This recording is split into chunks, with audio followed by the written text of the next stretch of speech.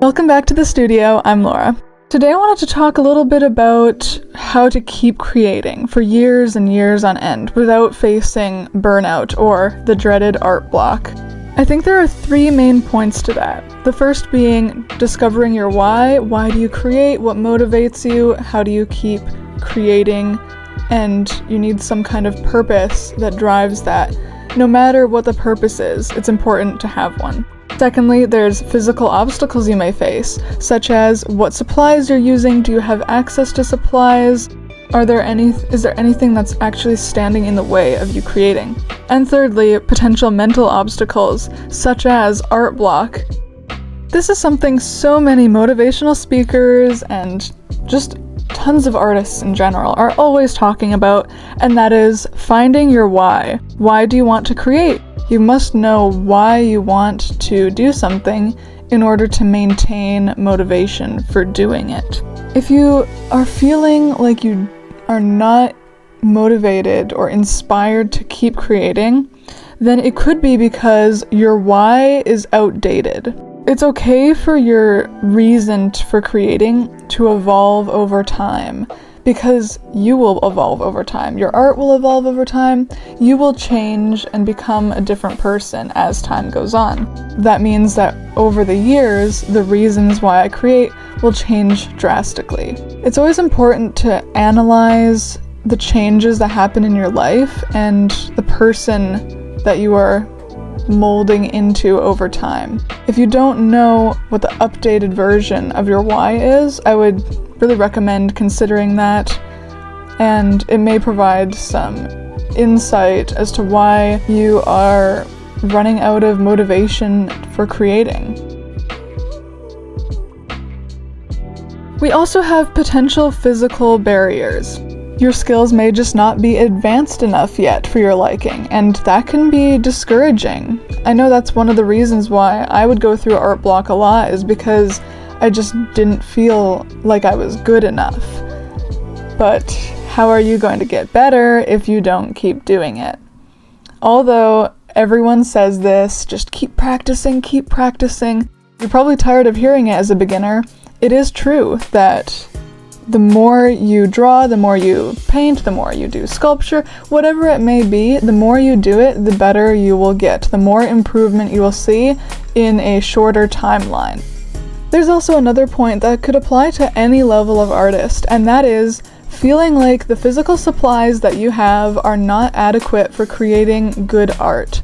Not necessarily true. Yes, if you want to be a professional, or if you want to create some specific effects or use some specific techniques, it may be very useful to have some professional grade supplies from an expensive art store. There's so many professional grade supplies that are simply just too expensive for a lot of people. One Copic marker can be about $7, I believe, depending on which color it is.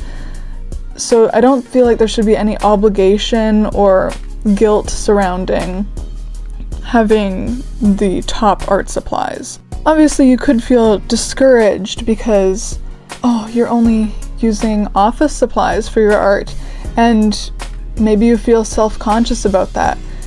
But honestly, if you learn how to create amazing little doodles or sketches with office supplies and whatever you have laying around, your art, when you can invest in higher quality supplies, will simply be more impressive. This final tip is somewhat related to finding your why, but that is mental obstacles. Of course, there are some physical obstacles that I kind of went over, but I think mental obstacles when it comes to creating are the most detrimental. They feel very painful when you're struggling with an emotional obstacle or a mental obstacle with your art. A very common example would be art block. Art block, for those who don't know, is essentially when you have no inspiration, nothing in your mind that you want to express through your art. I haven't had art block for, I want to say, at least a year to a year and a half now. There is one way that I have found works very well to avoid art block, and that is keep experimenting. If you're not trying new things with your art, then you will not be as inspired because you're just being very repetitive. Continuing to experiment and learn how to draw something new or use a new medium or, trying out some different perspective. There's so many things that you can try out with your art. If you quit experimenting, then you will lose some motivation and inspiration.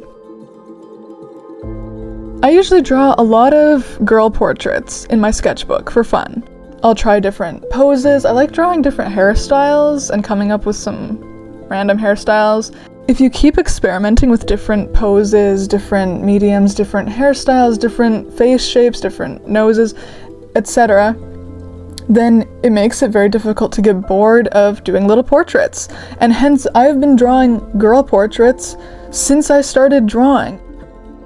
What I want you to take away from this is that if you are actively pursuing becoming a better artist, whether that be as a professional or for a hobby, you must sustain your will to create. And in order to do that, you have to figure out why you want to create. What is the motivation behind it? And that can be anything that you want it to be, but also make sure that you're updating your why often, because if it gets outdated, then you can still be at risk of burning out. When you're good at art, it becomes easier to continue. Always keep your old sketchbooks and drawings.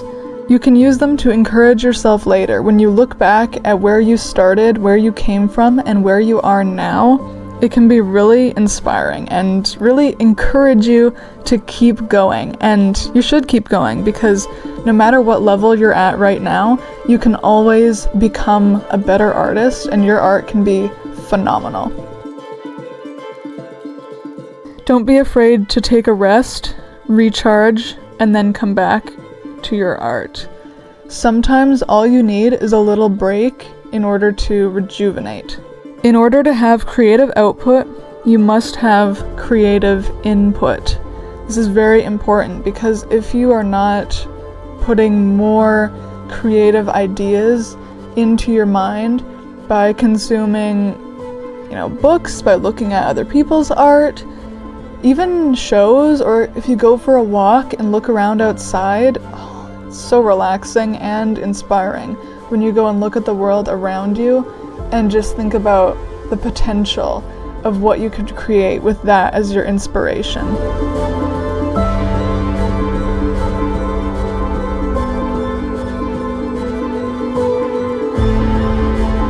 Try new things. When you try new things and keep experimenting, that is what will give you more inspiration.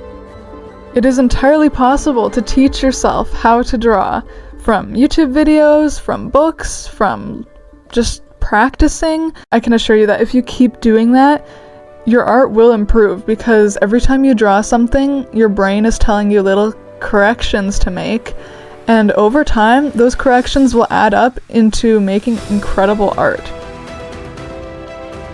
I also recommend finishing your drawings and paintings. When you finish something, then it kind of gives you a better baseline of what level you're at, but if you're finishing things, you can see what you do and don't like. I heard this quote a little while back from JP Morgan, saying, "The first step towards getting somewhere is to decide you're not going to stay where you are." When you want to improve your art, that is when you'll improve your art. Keep creating and you will keep improving. Take time to think about where your art is now, where you want to take your art, and why you create. Thanks for watching. I will have my next video out for you on February 1st, and I'm really excited to create that one for you. Until next time, happy painting.